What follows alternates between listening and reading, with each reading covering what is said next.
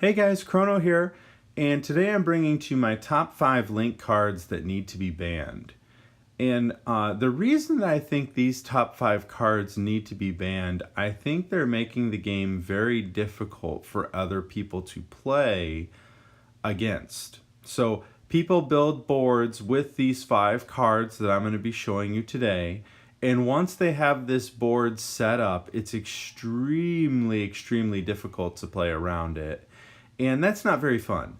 I think the other Link monsters that have been released so far are fine. These are the 5, though, that I think Konami needs to do something about, or it's going to be players playing the same thing over and over and over again, and then it really comes down to a die roll. So here are my top 5 cards that need to be banned. Coming in at number 5, we have Tri-Gate Wizard. Now, Tri-Gate Wizard is a really interesting card. It gets effects based on how many monsters are co-linked to it. So in theory, it sounds really cool that if you could co-link 3 cards to it, you get 3 effects, at least until you're playing it.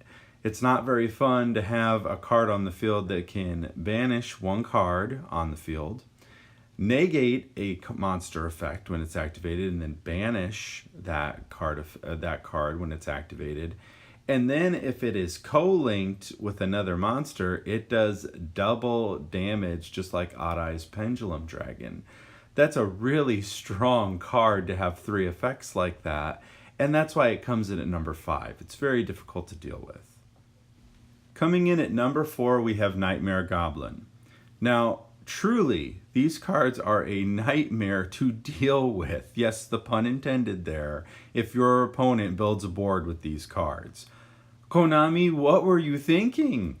I mean, there are 3 huge effects that you get with these nightmare cards that we're going to look at. With this one, you get an additional summon at the cost of discarding a card, so you get an additional summon. However, because it's going to be more than likely co-linked, you get to draw a card. So it's really not like you're minus here, like you are if you use other cards. You're not having the minus effect happen. And then, get this, you can't actually target cards that are co-linked with this card. Oh my goodness, Konami. I mean, if you're going second, what are you supposed to do against this board? I mean, that's very difficult to deal with, which is why it comes in at number 4, but we're not done with the nightmare cards. Coming in at number 3, we have Nightmare Griffin. Now, this card is very similar to the other cards that we've looked at so far, where it basically has 3 effects that are basically like 3 other cards that are already in the game. So, for example, when the card is co-linked, to activate its effect, you discard a card, and if it's co-linked, you actually get a Jar of Greed effect where you get to get a card, you get to draw one.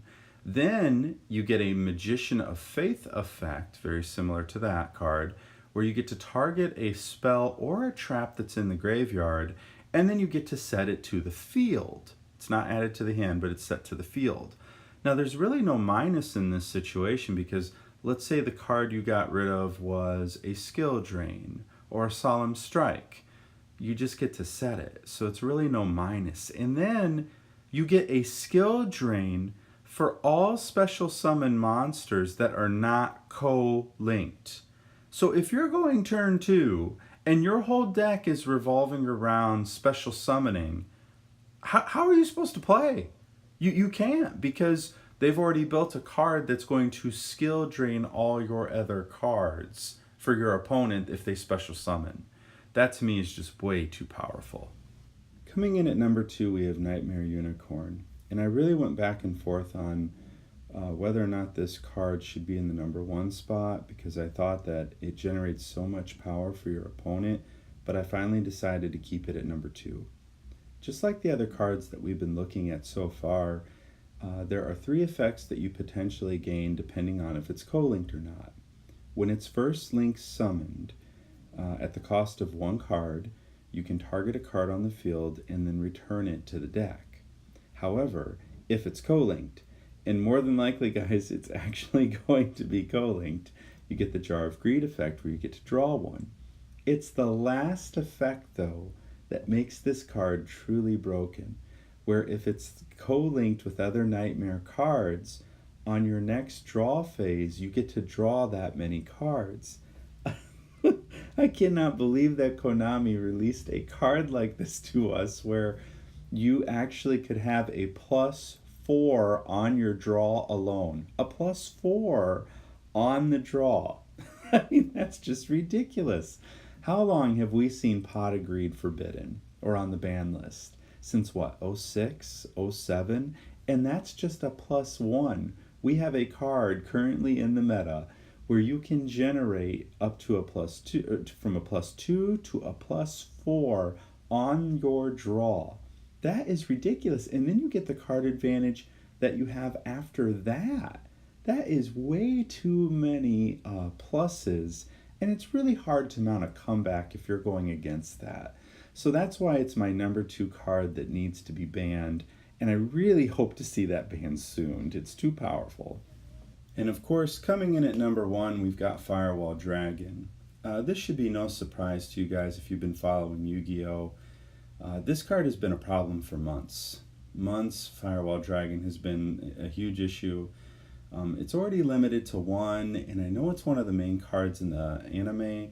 However, it's got to go. I mean, a card that is basically a monster reincarnation without cost, and you actually get 3 cards instead of 1 getting added back to your hand. It's too powerful, and it's leading to all these one-turn kill burn damage combos that your opponent can't even play.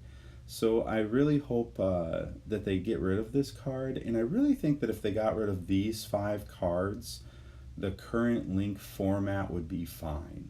Get rid of these 5, and I really think you get the balance back to Yu-Gi-Oh! That it desperately needs, especially for budget players, so that they have an opportunity to compete and not just be wiped out.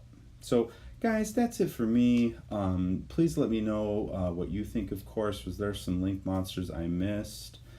Please let me know in the comments below. Thank you guys again so much for watching, and I'll see you next time.